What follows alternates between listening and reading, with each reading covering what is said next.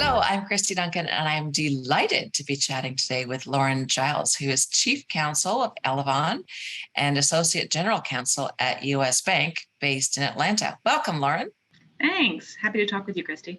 I am so looking forward to this. So why don't we start with a quick introduction? If you would like to introduce yourself, Lauren. Sure. As Kristy said, I am Chief Counsel of Elevon. That's US Bank's wholly owned merchant processing and acquiring company. And I'm also the attorney with responsibility for payment services generally. So I also have the card issuing business, the fuel card platform, corporate payables, and some other very cool payment products and services. Awesome. Love that job.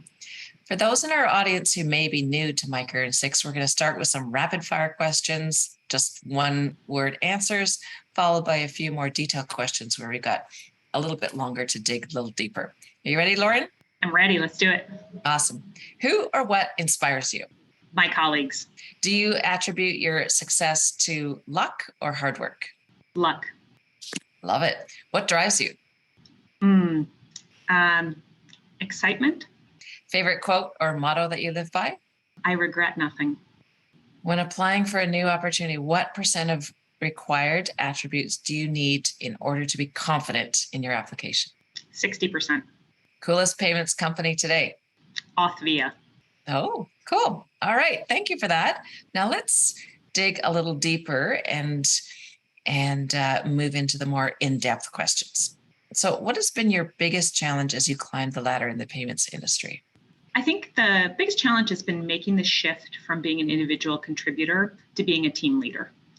You know, you magnify your impact when you're able to lead and manage well, but making that shift from someone with sort of being an in-depth expert on one thing to being somebody who kind of brings the talents of a whole team to the fore, that's been a big challenge. I like to think I've done it pretty well. I've had a lot of help along the way from great managers and coaches, and I definitely tell people not to underestimate the challenge that move from sole contributor and manager takes. Interesting. What do you think has been your greatest accomplishment to date in your career? I think my greatest accomplishment is the jobs that people who have worked for me have gone on to.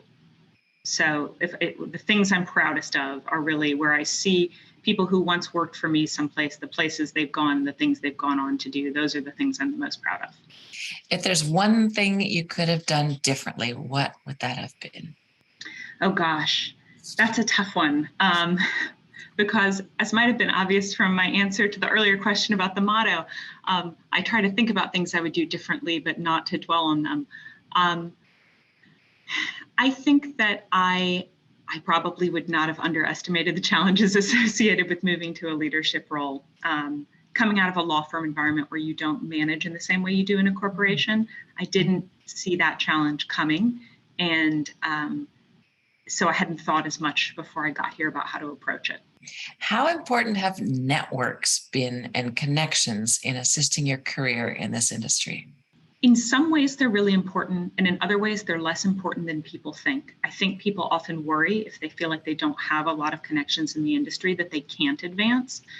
Those connections definitely help, but the things that I encourage people to think about is your network includes people that you have been opposite on deals and projects. It includes, people you've met at other companies on teams. Even if you don't think about it as you think, well, we don't exchange messages on LinkedIn and talk about our career development and catch up over coffee.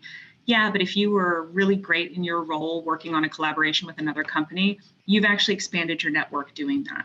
That kind of network has been really important to me. I don't do as much traditional networking. I don't do as much of let's get lunch and talk about things, but I do value and think I have benefited from cultivating strong and respectful relationships with people that I've worked on, including people who I've been across the table from in really contentious environments. Those people have been some of the most valuable referrals and connections in my career. As a senior female leader, how have you helped shape the culture of Elevon? One of the things I think is most important in leadership, and that I think is at times I thought it was a weakness, and then I came to see it as a strength in my own leadership style, is authenticity. I worry that women in particular may have a vision of what leadership looks like. They may have a vision of what a successful professional looks like. And that vision may not be shaped by the reality of a lot of women's daily lives. And I have tried to model authenticity and realism about what my life looks like, what it's like to balance caregiving responsibilities and professional advancement, what it's like to try to prioritize those things for my team so that they understand that I expect them to have the same flexibility that I want to have for myself.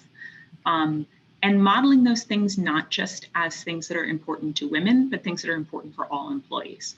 I think when we build a culture that's better for women, it's actually a culture that's better for everyone. Couldn't say it better. That's fantastic.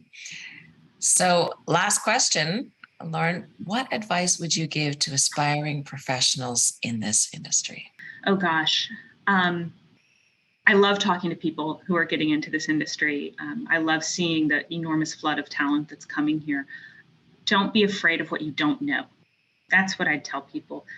The learning curve can feel so big here, but there are so many resources available. Women in Payments has amazing resources available that I've sent a lot of my team to take advantage of. If you look at it and you say, wow, this is really confusing. I don't know anything about blockchain. I don't understand ACH. I don't get those things. Don't let that be a barrier. Go look for those answers because there's so much space here for people who are excited about payments and excited about seeing it grow. Awesome. Well, on that inspiring note, thank you so much for your time, Lauren, and for sharing your career journey with us. Thanks to all of our audience for listening, and I encourage everybody to join us online for the many other episodes of My Career in 6, where we chat with amazing and inspiring women leaders from around the world of payments. Thanks, Kristy.